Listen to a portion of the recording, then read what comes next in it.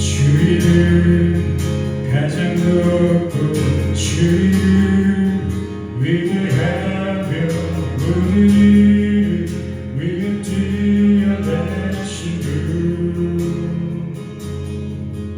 모든 축복과 통치보다 어떤 능력 건설보다 모든 일을 위에 뛰어나신 분 천사를 외쳐 거룩 만물이 외쳐 거룩 주 이름 높여 거룩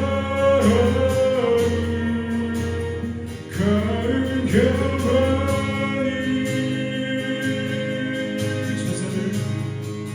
천사를 외쳐 거룩 만물이 외쳐 거룩 주 이름 높여 거룩 영원히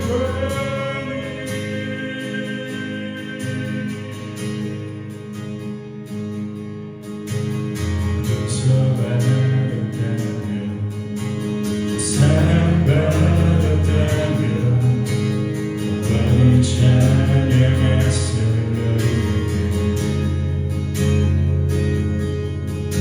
자유를 얻었다면 이름도 있다면 영원히 찬양했을 저 용서받았다면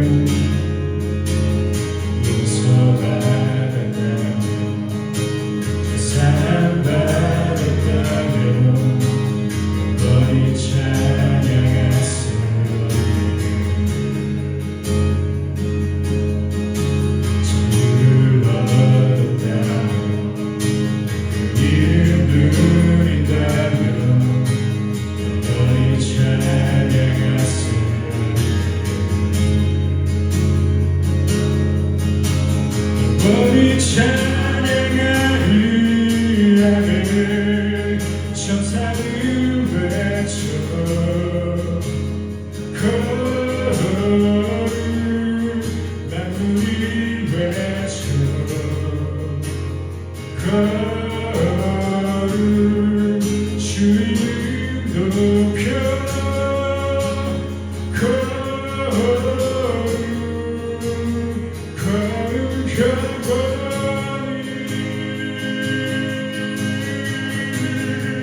천사를 외쳐 거룩 만물이 외쳐 거룩 주 이름 높여 거룩 영원히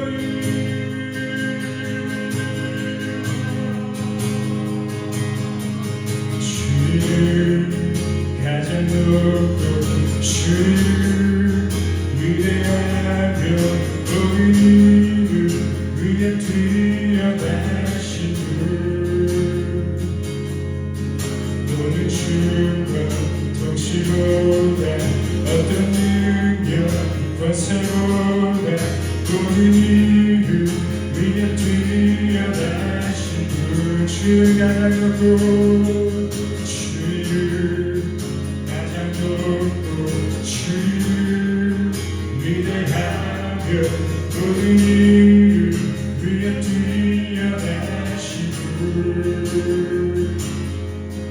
모든 주와 통치보다 어떤 능력과 세보다 우리를 위해 뛰어나신 분 주를 가장 높고 주를 가장 높고 주를 위대하며 우리를 위해 뛰어나신 분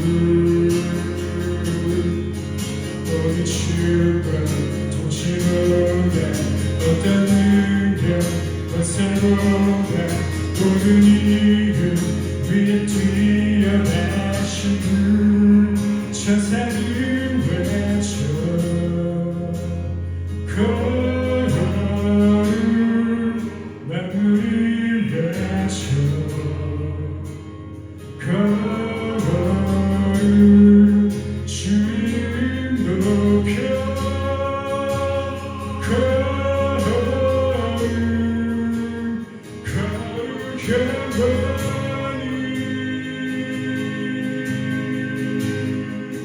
천사를 외쳐 걸어오는 외쳐 걸어오는 주를 높여 걸어오는 거룩한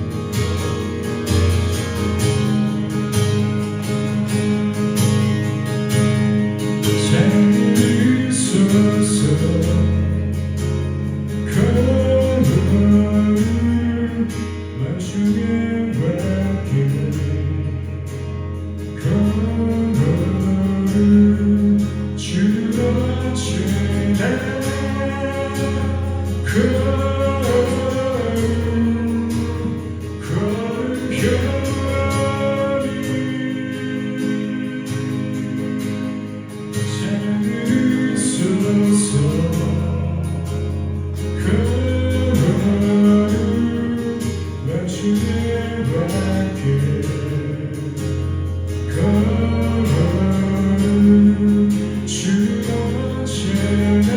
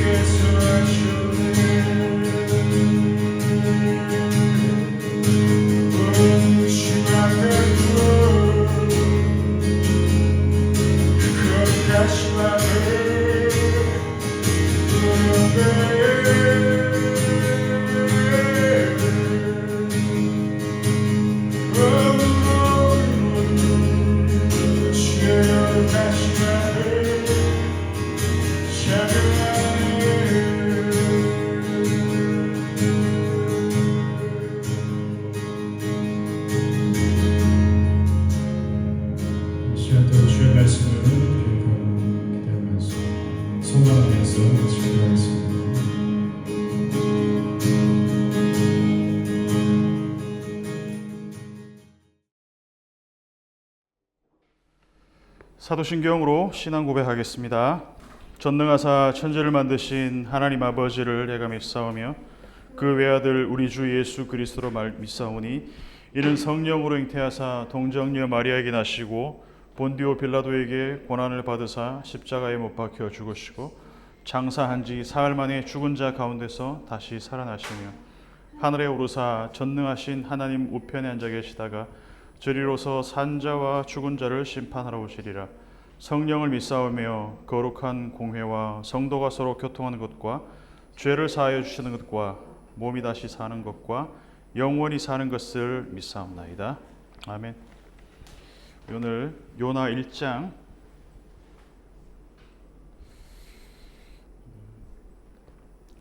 1절부터 큰 문맥을 우리가 기억하면서 함께 읽도록 하겠습니다. 7절부터 읽을게요. 오늘은 7절부터 16절까지 한 절씩 교독해서 번갈아 가면서 읽도록 하겠습니다. 마지막 절은 같이 읽겠습니다. 7절부터 제가 읽을게요. 그들이 서로 이르되 자 우리가 제비를 뽑아 이 재앙이 누구로 말미암아 우리에게 임하였나 알아보자 하고 곧 제비를 뽑으니 제비가 요나에게 뽑힌지라.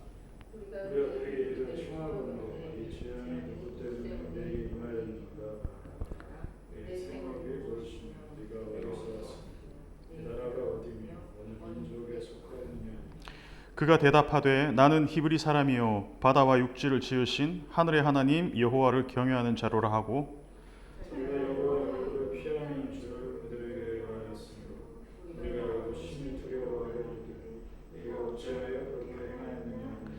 바다가 점점 흉용한지라. 무리가 그에게 이르되 우리가 너를 어떻게 하여야 바다가 우리를 위하여 잔잔하겠느냐 하니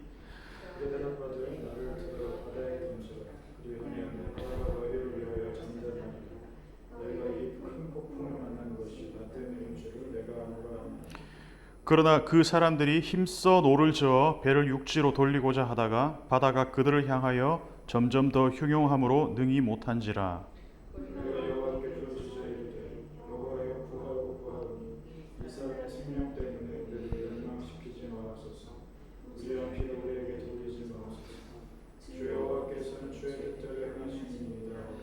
요나를 들어 바다에 던짐에 바다가 뛰노는 것이 곧 그친지라. 그 사람들이 여호와를 크게 두려워하여 여호와께 제물을 드리고 서원을 하였더라. 아멘. 하나님이 우리에게 말씀하시는 방식들이 여러 루트, 여러 채널을 통해서 우리에게 전달이 됩니다. 때로는 직접 말씀하실 때도 있죠. 일어나서 가라, 외쳐라. 요나한테 이렇게 직접 말씀을 하십니다. 그리고 때로는 자연 현상들을 통해서 말씀을 하십니다. 자연의 현상들이 일어나는 것들이 그냥 우연히 일어나는 것, 어떤 자연적인이라고 말하는 어떤 그런 현상들을 일지라도 그 안에 하나님의 목적이 들어있다면 그것은 하나님의 말씀으로 우리가 들을 필요가 있는 것이고, 또 우리가 요나를 읽으면 다른 사람, 타인의 입을 통해서도 하나님이 나에게 말씀하실 때도 있다는 것이죠. 어떤 에코 효과 같은 거죠. 요나에게 직접적으로 일어나서 가서 외쳐라 라고 했지만 요나가 듣지 않았을 때 선장의 입을 통해서 일어나서 외쳐라. 요나가 니느웨로 가지 않았기 때문에, 가서 외치지 않았기 때문에 엉뚱한 곳에서 하나님의 음성이 들려올 때가 있다는 것이죠. 7절을 보면 선원들이 배에 타고 있는 이 이방 선원들이 여전히 왜 이 바다가 폭풍우가 일어나는지 알 수가 없습니다. 이유를 알 수 없는 재앙 앞에서 서로 이야기를 합니다. 자, 이 재앙이 누구 때문이냐? 이 악, 원래는 악이란 말입니다. 악. 이 악 앞에서 쓰였던 니느웨로 가서 외쳐라 라고 했을 때 니느웨의 악이 내 얼굴에까지 도달했다. 이 라가 똑같이 쓰이고 있습니다. 도대체 이 악이 누구 때문이냐, 그 원인을 알아보자. 그래서 폭풍의 원인을 알기 위해서 이 사람들이 택한 방식이 뭐냐? 제비뽑기라는 거죠. 고랄. 이 제비뽑기가 구약에서 제일 많이 나온 데가 여호수아입니다. 어디서 나올까요?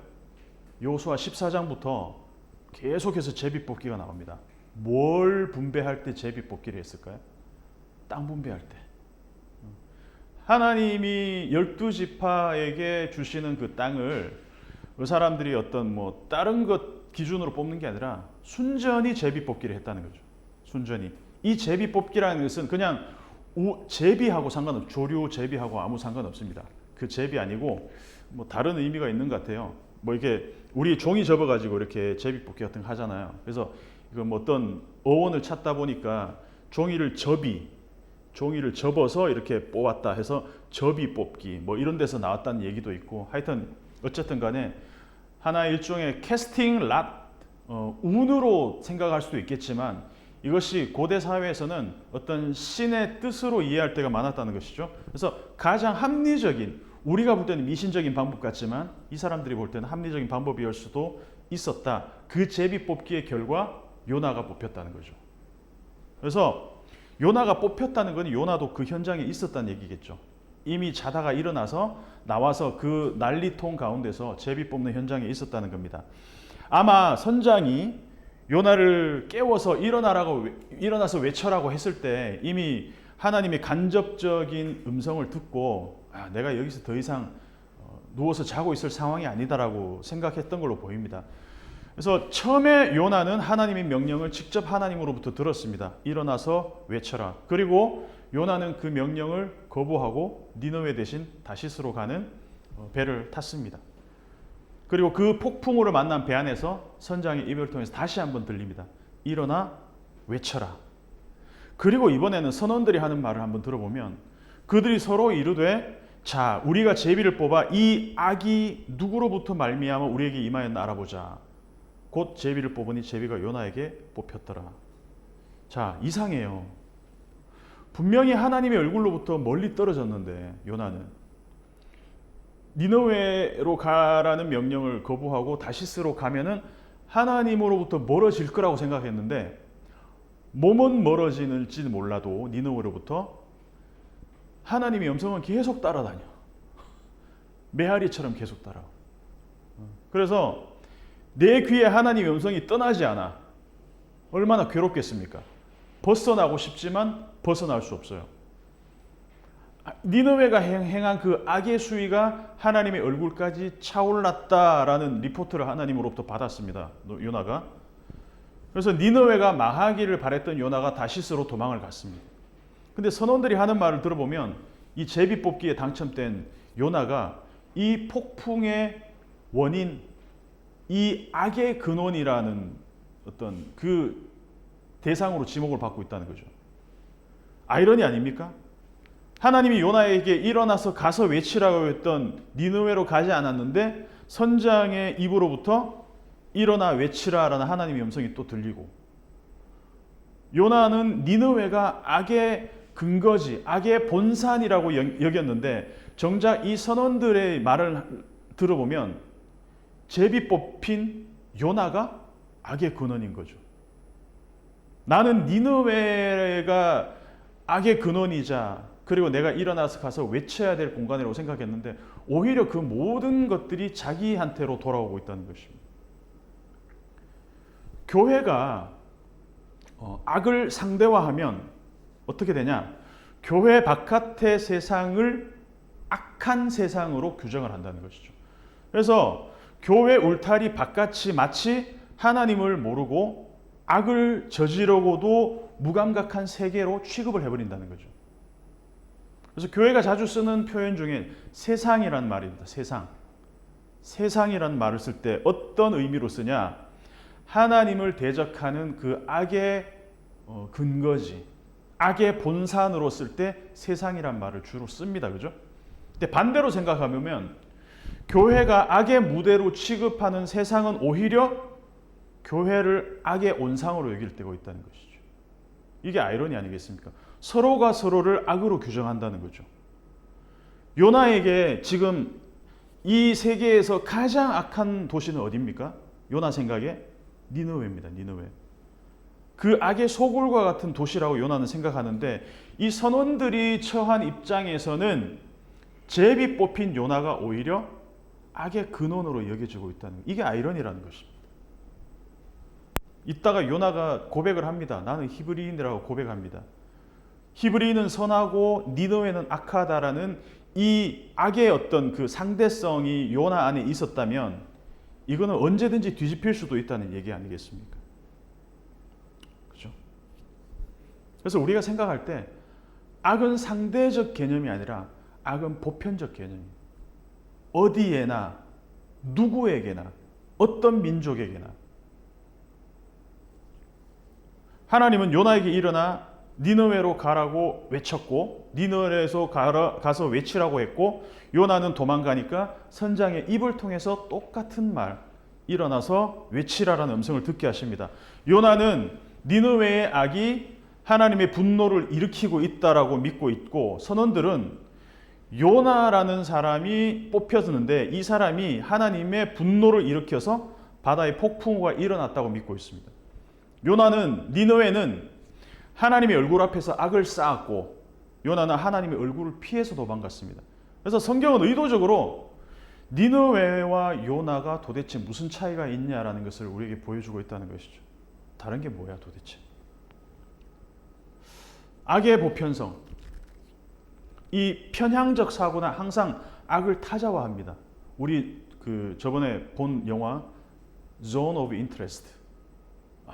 재미는 별로 그렇게 없었지만 악을 규정하는 사람의 입장에서 얼마든지 편향적일 수 있다는 것이죠. 그래서 저 담 너머에서 죽어가는 매일매일 가스실에서 죽어가는 그 홀로코스트 그 유대인들 이 사람들 독일인들의 입장에서는 저 사람들이 죽어 마땅한 사람들이라고 악의 어떤 그 타자화 담 너머 유대인들에 대해서 느끼는 그 악에 대한 개념들. 근데 우리가 볼 때는 어떻습니까? 누가 악인가? 누가 악이라고 말할 수 있는가?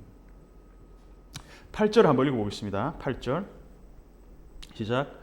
무리가 그에게 이르되 청하건대 이 죄악이 누구 때문에 우리에게 임하였는가 말하라. 네 생애의 무엇이며 네가 어디서 왔으며 네 나라가 어디며 어느 민족에 속하였느냐 하니. 자 8절 읽어보면 선원들은 배에 탄 사람들은 요나를 이 폭풍우의 원인이면서 악의 주체라고 단정하는 데 있어서 조금 조심스러워요. 심지어 이 난리통에 예의까지 갖추고 있습니다. 무리가 그에게 이르되 청하건대 이렇게 표현하고 있어요. 나 청하건대 우리에게 제발 말해달라 이 얘기입니다. 이 악이 누구 때문에 임했는지. 자, 앞에서 뭐라고 얘기했냐면은 제비를 뽑을 때 뭐라고 얘기했냐면 이 재앙, 이 악이 누구로부터 말미암았는지 알아보자. 근데 요나가 뽑혔으면 이렇게 얘기할 수 있잖아요. 네가 악의 근원이네. 너 때문에 이 재앙이 우리에게 닥쳤네라고 그냥 바로 지목하면서 어떤 공격을 할 수도 있는데 이 사람은 다시 한번 좀 신중하게 얘기합니다. 명시적으로 요나를 지목하고 공격하지 않습니다. 바로 공격해도 되겠지만 오히려 이 사람들은 한 사람에게 모든 그 악의 책임을 묻는 데 있어서 굉장히 신중하다는 거죠. 혹시 이 사람을 우리가 무고하게 몰아가는 건 아닐까? 뒤에 나오면 그런 표현이 나옵니다. 그리고 예의를 갖추고 있습니다. 요나하고는 좀 대조됩니다. 요나는 니느웨의 악이 임계점에 도달했다는 하나님의 말씀을 듣자마자 거기로 가기를 포기했습니다. 왜? 걔네들은 악하니까. 망해도 돼. 이 논리대로 하면 선원들은 그 자리에서 요나를 바다에 집어던져도 됩니다. 왜? 얘가 악의 근원이니까. 그죠? 근데 이게 대조가 되고 있다는 것이죠. 그래서 이 사람들은 요나에 대해서 더 알아보기로 합의하고 자세한 정보로 캐묻습니다. 네가 하는 일이 뭐냐? 어디서 왔냐? 어느 나라 사람이냐? 어느 민족에 속하냐? 자, 9절을 한번 읽어보겠습니다. 9절을 시작. 그가 대답하되 나는 히브리 사람이요 바다와 육지를 지으신 하늘의 하나님 여호와를 경외하는 자로라 하고. 자, 그가 대답하되 나는 히브리 사람이요 이렇게 얘기하잖아요. 원래 히브리어 어수는 동사부터 먼저 나옵니다. 그 다음에 주어, 그 다음에 목적어가 나옵니다. 근데 여기서는 히브리인이다 나는 이렇게 나와요. 이브리 아노키. 이 무슨 말이냐면 내 정체성에 대해서 히브리 사람이라는 것을 강조한다는 것이죠. 내가 히브리인이라는 것에 대해서는 자부심을 느낀다는 거예요. 이브리 아노키. 한국 사람이야, 나. 이렇게 대답한다. 그러니까 나라는 주어보다 한국 사람이다라는 것을 더 강조하고 싶다는 것이죠. 이브리 아노키. 그 다음 말이 압권입니다. 저는 하늘의 하나님, 바다와 육지를 지으신 그 하나님을 뭐 하는 사람이다? 두려워하는 사람이다. 여기 두려워한다는 표현들이 되게 자주 나옵니다. 근데 요나 입에서 두려워한다는 말이 여기 한 군데 나왔어요. 나머지는 전부 배에 타고 있는 이 이방인들, 이 사람들이 두려워하는 장면들이 나옵니다. 이 상황에서 요나의 말을 딱 들었을 때 직관적으로 딱 떠오르는 어떤 뭔가가 있습니까? 혹시? 요나는 정확한 하나님에 대한 지식을 갖고 정확한 신학적 어떤 교리적인 고백을 하고 있어요. 나는 히브리 사람이다. 나는 하늘의 아버지, 하늘의 하나님 아버지, 바다와 땅을 지으신 그분을 두려워하는 사람이다. 9절만 딱 떼놓고 봐요. 이 문맥에 상관없이 9절만 떼놓고 보면 요나는 굉장히 신학적인 지식을 갖고 정말 하나님을 두려워하는 신앙으로 보입니다. 근데 문맥을 따라 읽다 보면 어떤 생각이 듭니까? 우리는 이야, 말빨 하나는 끝내주는구나, 이렇게 들린다는 것이죠. 정말 요나는 이 사람 자기의 고백처럼 하나님을 두려워하고 있는 걸로 보입니까? 요나는 하나님을 뭐라고 소개하냐면 하늘과 땅과 바다의 주관자로 소개합니다. 하나님에 대한 지식들이, 이 지식이 선원들에 비해서 월등하게 앞섭니다. 선원들은 원인도 모르고 두려움에 떨고 있을 때 요나는 이 모든 상황의 원인이 어디에 있는지 다 알고 있었다. 이걸 생각하면 이 배에 타고 있던 사람들이 소름 돋겠죠. 네가 그걸 다 알고 있는데도 어떻게 이런 일을. 이 고대는 지역적인 신이 개념이 강하잖아요. 이 여기를 바다를 다스리고 이 구역을 다스리고, 뭐 어떤 신은 이 땅을 다스리고 이 산을 다스리고. 그런데 이 사람들이 듣기에 여호와라는 신은 바다 전체, 하늘 전체, 모든 땅을 다스리는 주관자라는 얘기를 딱 듣고 나니까 이 사람들이 생각할 때 이 여호와라는 신은 광역, 초광역 신인 거죠. 그렇죠? 어떻게 이런 신을 섬기는 네가 그 하늘과 땅과 바다를 만드는 분을 피해서 도망할 수 있을 거야 라고 이 사람들이 생각하지 않았겠습니까? 요나는 하늘을 만드신 하나님, 바다와 땅을 지으신 분이라고 고백했잖아요. 그런데 요나가 하는 행동을 보면 하나님이 만드신 그 땅을 피해서 다른 땅으로 도망하는데 바다를 이용해서 도망갑니다. 하늘과 땅과 바다를 요나는 그냥 자기 자신을 위해서 이용하는 수단으로밖에 안 쓰고 있어요. 하나님이 통치하신다고 하면서도. 그러니까 그 땅에 가지 않고 바다를 이용해서 다른 땅으로 도망가니까 하나님이 하늘에서 바람을 집어 던지십니다. 진짜 하늘과 땅과 바다의 주인이 맞는 거예요. 요나는 그걸 다 이용했지만 하나님은 정말 그 주인이 맞으시다는 거죠. 아이러니한 거죠.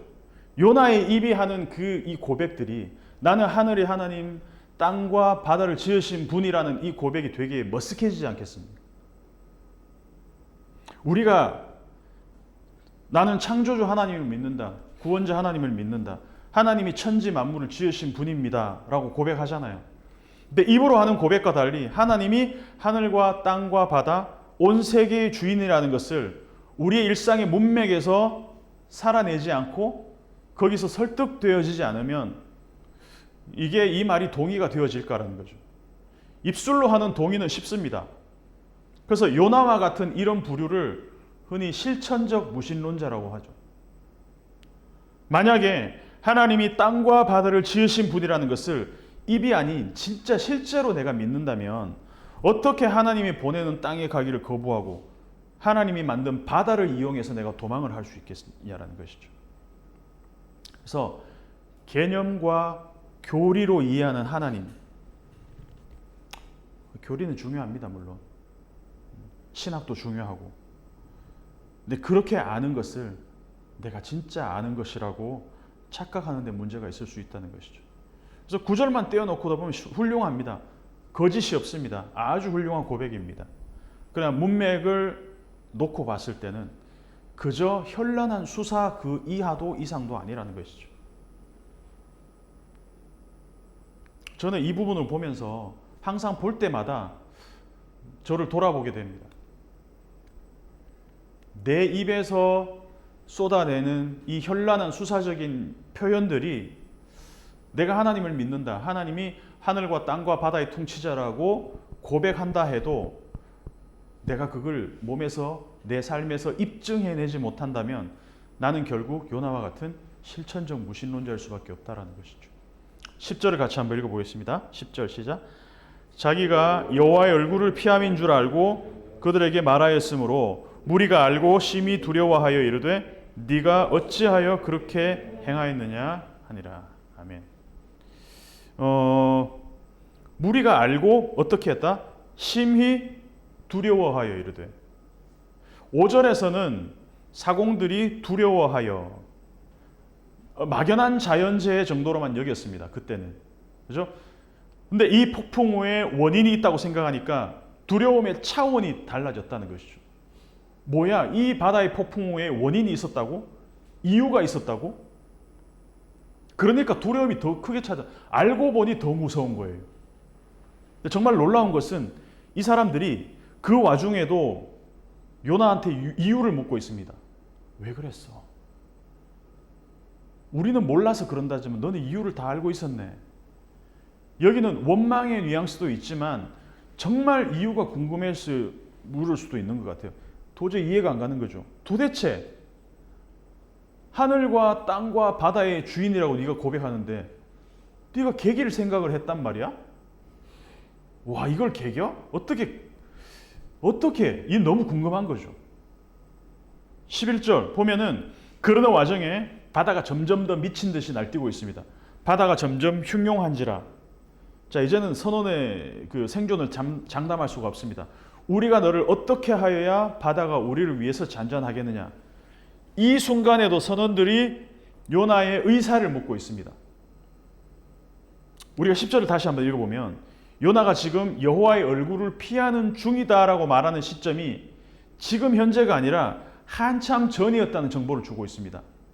무슨 말이냐면 10절에서 원어의 의미는 그런 거예요. 요나가 그들에게 여호와의 얼굴을 피하는 중이라고 말을 했었다라는 거예요.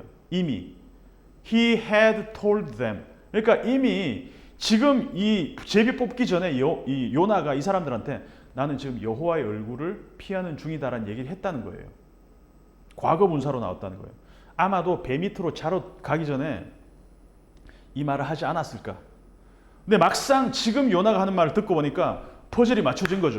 이 사람들이 생각하기에는.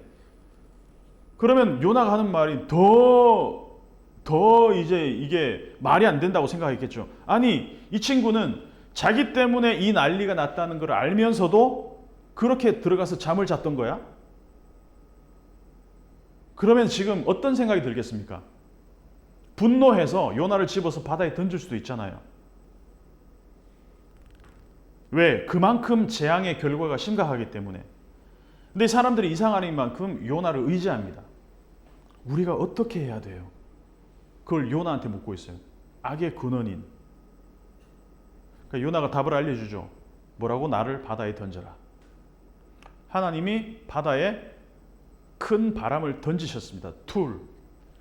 그러니까 배에 타고 있던 사람들이 배를 가볍게 하려고 자기 물건들을 바다에다가 던졌습니다. 근데 던진 이게 잘못된 거예요. 물건 던진다고 바다가 잠잠해질 게 아니죠. 요나는 알고 있어요. 나를 던져야 된다라고 알고 있습니다. 그래도 끝까지 던지기를 거부합니다. 이 폭풍우가 나 때문이란 것을 내가 아노라. 야다. 이게 요나의 가장 큰 문제입니다. 다 알고 있어요. 나 때문이란 것도 알고 하늘과 땅과 바다의 주인이 하나님이란 것도 알고. 근데 아는 것으로 살지 못한다는 거죠. 나는 일이 어떻게 돌아간지 알고 있어. 하나님이 다스린 거 알고 있어. 하나님이 어떤 분인지 알고 있어. 하나님이 어떤 일을 행해 오셨는지 알고 있어. 하지만 하나님이 일하는 방식에 동의할 수 없어. 우리는 알면 산다고 믿지만 아는 것과 그 하나님을 알지만 하나님의 방식에 동의하지 않은 알은 전혀 내 삶으로 이어질 수 없다는 것을 요나를 통해서 볼 수가 있다는 겁니다. 이 사람들은, 배 타고 있던 사람들은 모르던 신에 대한 지식이 생겼습니다. 근데 알고 나니까 어떻게 되냐면 두려움이 더 커졌어요. 점점 더 두려워집니다. 살아있는 신, 살아있는 여호와 하나님이라는 존재를 알면서 두려움이 점점 커진다는 것이죠. 근데 요나는 알고 있지만 하나님을 전혀 두려워하지 않습니다. 과연 어떤 알미 진짜 알미인가? 여기서 1장에서 두려워한다는 이아레란 말이 5절에서 처음 나옵니다. 이 사공들은 알지 못하는 재앙에 이아레 두려움을 느꼈습니다. 그러다가 요나의 말을 듣고 더 두려워졌습니다. 10절에 심히 두려워하여, 그리고 마침내 요나를 바다에 던지고 나서 바다가 잠잠해지는 것을 본 다음에는 16절을 보면 그 사람들이 여호와를 어떻게 크게 두려워하여, 이 이방인들은 하나님을 알아갈수록 두려움, 이 경외감을 점점 더 몸으로 절감하고 있다는 것입니다. 이 두려움이 어디서 나냐? 하나님의 실제를 만났을 때. 이게 진짜 경외함이라는 것이죠. 두렵고 떨림으로 너희 구원을 이루라. 그 두려움 사이에 요나의 두려움이 끼어 있어요. 9절에 나는 여호와를 두려워하는 자로라. 이게 얼마나 설득력 없어 보입니까? 이 말이. 선원들의 이 두려움 사이에 요나의 두려움이 이렇게 찌부대로 끼어져 있어요. 질식당하고 있습니다. 이 두려움은, 요나의 두려움은 실제적 두려움이 아니라 개념적 두려움이라는 것이죠. 그러니까 하나님을 진짜로 두려워하는 사람은 하나님의 존재와 하나님의 행동에 대해서 실제적 두려움이 있습니다. 근데 오래 신앙생활을 한 사람들일수록 저 같은 교리적 개념적인 두려움은 실제 상황에서 아무런 작동을 하지 않습니다. 먹통이 됩니다. 실제적 두려움은 행동하게 만들고 개념적 두려움은 행동을 멈추게 만듭니다. 왜? 머리로 사니까. 그래서 요나가 진짜 하나님을 두려워했으면, 요나 고백처럼 나는 여호와를 경외합니다라고 하는 그 고백이 진짜였으면 감히 도망갔을까라는 것이죠. 감히 그 땅과 바다를 이용해서 하나님으로부터 도망갔을까? 요나는 왜 도망갔을까요? 그러면 아직은 잘 몰라요. 뒤에 가면 나옵니다. 뭐 내가 도망가더라고 죽겠어?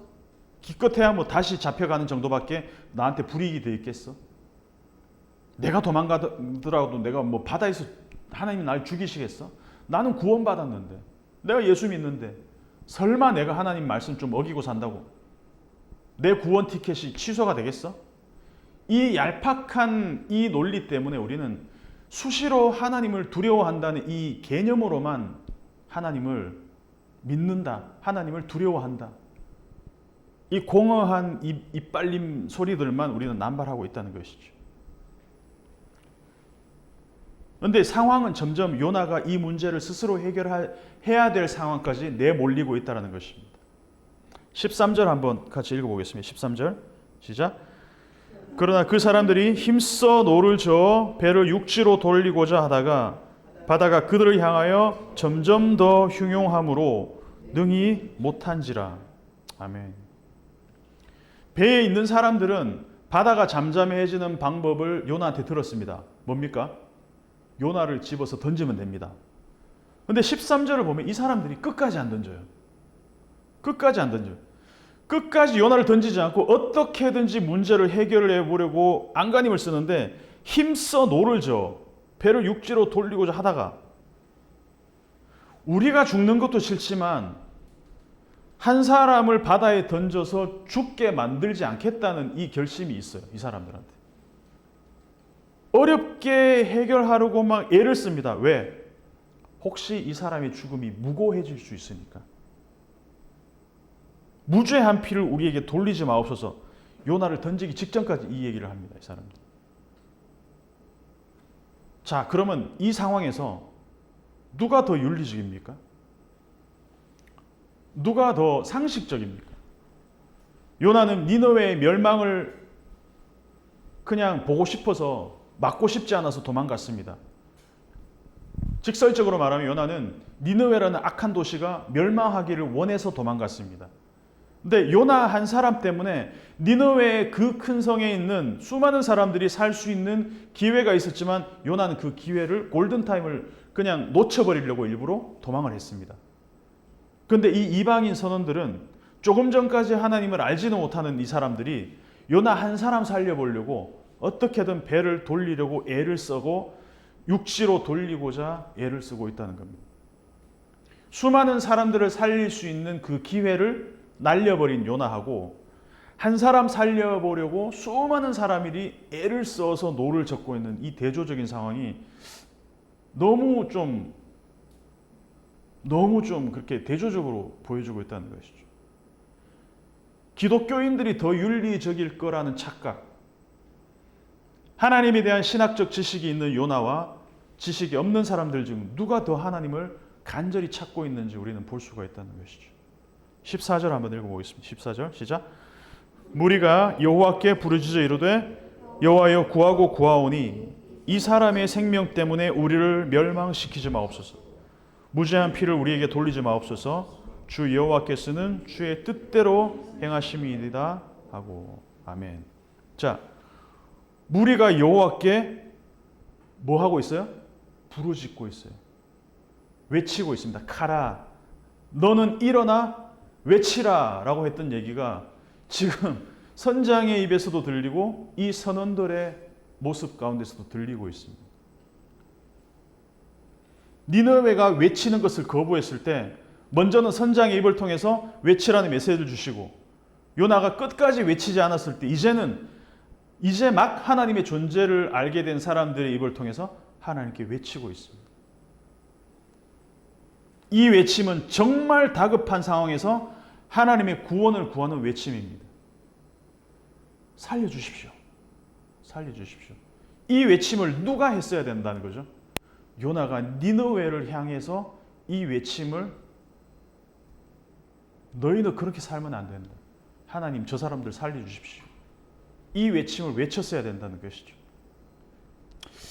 날 때부터 하나님을 알아온 요나는 행동하지 않았고 이제 막 하나님을 알게 된 사람들은 행동하고 있습니다. 날 때부터 하나님을 안 요나는 외치지 않았고 이제 막 하나님을 알게 된 사람들이 외치고 있습니다. 처음에는 그 부르짖음들이 모르는 신들을 위해서 각자의 신을 찾았습니다. 다급할 때는 모르는 신을 향해서 외쳤습니다. 근데 이제는 누구한테 외치고 있습니다. 14절에 여호와께 외치고 있다는 것이죠. 여호와라는 신, 이 모든 상황이 어떻게 돌아가고 있음을 아는 상태에서 부르짖는 이 외침은 차원이 다른 외침이라는 것입니다. 말하자면 이제 막 복음을 전해들은 초신자들이 배 위에서 합심 기도를 하고 있는 거예요. 근데 요나는 하나님의 명령을 거부하고 반대 방향으로 도망갔을 뿐인데 얼떨결에 어떤 결과가 일어났냐 하면 배 위에서 부흥 집회가 일어납니다. 요나의 의도와 다르게 배 위에서 지금 부흥 집회가 일어나서 눈물 콧물 쏙 빼고 지금 난리가 났는 거예요. 요나가 이거를 상상이나 했겠습니까? 불순종해서 반대 방향으로 도망갔을 뿐인데 그 요나를 통해서 이방 선원들이 여호와 하나님을 알아버렸다는 것이죠. 기도하고 막 서원도 하고 의도와 달리 바다 위에 선교사가 되어버린 요나. 이 도망조차도 하나님은 이방인들을 위한 선교의 기회로 삼으시는 하나님. 놀랍지 않습니까? 오늘 말씀의 결론을 나누겠습니다. 요나는 소명을 받았는데 거부했습니다. 근데 선원들은 그 요나 때문에 풍랑을 만났습니다. 근데 이 모든 것이 어떻게 보면 하나님의 그 큰 섭리의 틀 안에서 본다면 하나님의 이것마저도 이용을 하고 계시라는 것이죠. 그래서 선원들이 하나님 여호와라는 존재를 알아가는 그 기회로 이 요나의 도망마저도 사용하시더라는 겁니다. 우리는 풍랑을 통해서도 하나님이 우리에게 걸어오시는 그 하나님의 말씀을 알아들어야 될 때가 있는 것 같아요. 자연현상을 통해서, 타인의 입을 통해서, 모든 채널을 통해서 하나님 우리에게 말씀을 하십니다. 근데 우리가 하나님의 말씀을 몰라서가 문제냐? 아니죠. 문제는 너무 잘 알아서 문제입니다. 내가 이렇게 살면, 이런 결정을 내리면 하나님이 싫어하실 거야 라는 걸 너무 잘 알고 있습니다. 요나처럼 나는 히브리 사람이야, 히브리인이야, 요즘 말로 하면 나는 크리스찬이야, 나는 예수 믿고 구원 받았어. 이미 내 정체성이 내 안전을 보장해 줄 거라는 그 어떤 기저에 깔린 심리 때문에 우리는 너무 대수롭지 않게 하나님의 말씀 반대로 살고 있습니다. 어차피 나는 구원받았으니까, 어차피 나 히브리인이니까, 나는 선택받은 민족이니까, 내가 어떤 결정을 내리건 하나님이 그것을 싫어하신다 할지라도 그것으로 인해서 내 구원이 취소되지는 않을 거야. 내가 히브리인이라는 사실이 바뀌지도 않을 거야. 내 신분의 안전이 내 삶의 윤리를 버린다면은 우리는 심각하게 다시 생각해 볼 필요가 있습니다. 요나는 교리적으로 굉장히 바른 신앙 고백하고 있잖아요. 나는 여호와를 경외하는 히브리 사람이다. 자기 정체성도 확실합니다. 하지만 요나가 여호와를 두려워하는 모습을 여기서는 찾아볼 수가 없습니다. 오히려 이제 막 하나님의 존재를 알고 경험한 사람들이 실제로 하나님의 존재와 그 하나님의 행동 앞에서 완전히 압도되어 버린 모습을 볼 수가 있습니다. 요나는 입으로, 이 사람들은 삶으로 하나님을 경험하고 있습니다. 그래서 우리가 하나님을 경외한다는 것, 이것이 머리가 아닌 어떤 현란한 우리 입의 고백이 아닌 우리의 실제가 될 수 있기를 바랍니다. 우리 같이 한번 좀 기도했으면 좋겠습니다.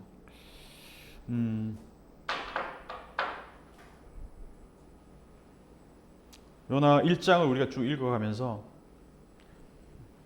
이 요나는 가장 행동하지 않는 사람이고 가장 비윤리적인 사람이고 상식적인 판단에서 가장 벗어나 있는 사람으로 비춰집니다. 근데 이 요나를 보면서 하나님을 두려워함의 그 입의 고백은 있지만 실제로 하나님을 두려워함이 보여지지 않습니다. 근데 참 놀라운 것은 이런 수준의 사람을 통해서 하나님은 일하려고 하신다는 거죠. 윤리적으로 무너지고 그리고 어떤 한 성읍의 멸망 앞에서 너무 비인간적인 그런 반응을 보이는 이런 사람을 통해서도 하나님이 일을 하시다라는 것이죠. 창세기에 보면 아브라함이 아내를 2번씩이나 누이라고 속이는 사건이 나옵니다. 그때 아브라함이 아비멜렉보다 바로보다 더 도덕적인 사람이어서 하나님이 아브라함을 선택하신 게 아닙니다. 요나가 선원들보다 더 윤리적이거나 신앙이 더 훌륭해 보이지도 않습니다. 다시 말하면 우리가 하나님으로부터 부름을 받고 택함을 받고 보내어졌을 때는 우리가 교회 밖의 사람들보다 더 나아서가 아니고 더 윤리적이어서도 하는 거예요.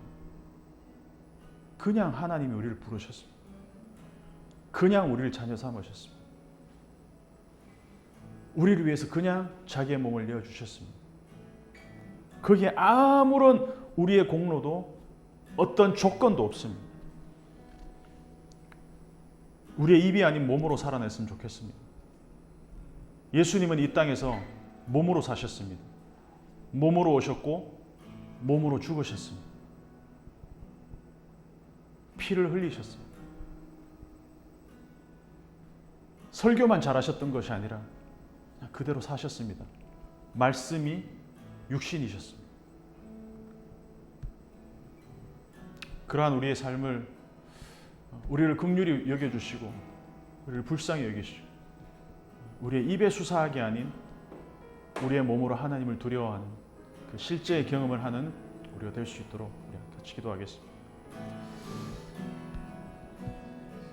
존귀하신 하나님 아버지, 우리의 입술에 공허한 이 신앙 고백들이 현란한 신학적인 어떤 설득력 있는 말이 될 수는 있을지 몰라도 우리의 삶의 문맥에서 드러나는 우리의 실제에서는 정말 하나님을 두려워함이 있는지, 실제로 하나님을 두려워하는지, 하나님의 말씀에 민감하게 반응하는지 다시 돌아보는 시간이 되었으면 좋겠습니다. 요나를 통해서 우리에게 하나님이 말을 걸어오십니다. 지금 네 입으로, 네 머리로 이해하고 고백하고 사람들에게 얘기하는 그 많은 카톡 프로필 사진에 적어놓는 그 수많은 은혜로운 말들, 그 문구들처럼 정말 너는 나를 경외하고 하늘을 만드시고 땅과 바다를 지으신 그 하나님을 두려워한다라는 이 고백처럼 그렇게 살아가고 있는지 지금 나에게 질문을 하신다면, 하나님 정말 나는 그 하나님을 두려워하고 있는지, 그 살아계신 하나님을 나는 정말 경외하고 살아가는지, 그리고 하나님의 그 긍휼하신 가슴을 우리 가슴으로 만나고 하나님 여전히 그 악의 임계점에도 불구하고 하나님을 모르는 사람들에게 나는 하나님을 내 삶으로 입증해낼 수 있는지 하나님 돌아보기를 소원합니다. 우리의 부족함에도 불구하고 하나님 우리를 불러내시고 우리를 지으시고 우리를 택하셔서 우리에게 사명을 주시고 살아계신 하나님을 드러낼 수 있는 통로로 우리를 불러주셨는데, 하나님 우리 입술로 그리고 우리의 몸으로 우리 삶의 모든 컨텍스트 안에서 하나님을 드러낼 수 있는 아버지 하나님, 입에 고백이 전혀 없어도 저 사람을 보니 하나님은 정말 살아계시는구나, 하나님 이것이 우리의 삶의 문맥 가운데서 입증되어 줄 수 있도록 은혜를 더하여 주시옵소서. 존귀하신 하나님 아버지, 요나의 모습을 통해서 우리의 모습을 봅니다. 어쩌면 더한 모습들을 보게 됩니다. 악을 타자화하고 상대화시켜서 나는 그 악의 범주 내에서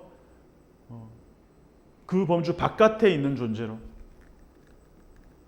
그래서 항상 모든 말씀들을 편향적으로 읽고 편향적으로 사고하고 이분법적으로 나누어서 나를 객관화하지 않습니다. 이 말씀을 통해서 나의 실체를 들여다보게 하시고 메타인지로 나를 보게 하셔서 하나님이 나를 택하시고 불러주신 것은, 우리를 지으신 것은 어떠한 나의 탁월한 윤리적인 아니면 성품적인 그러한 우수성 때문에 우리를 불러내신 것이 아니라는 것을 다시 한번 알게 하시옵소서.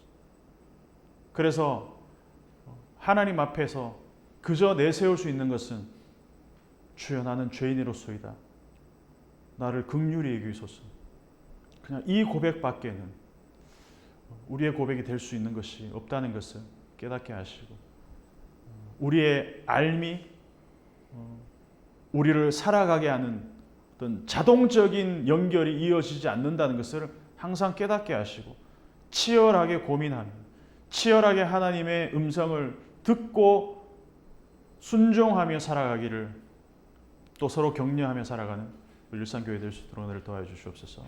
예수님 이름으로 기도드립니다.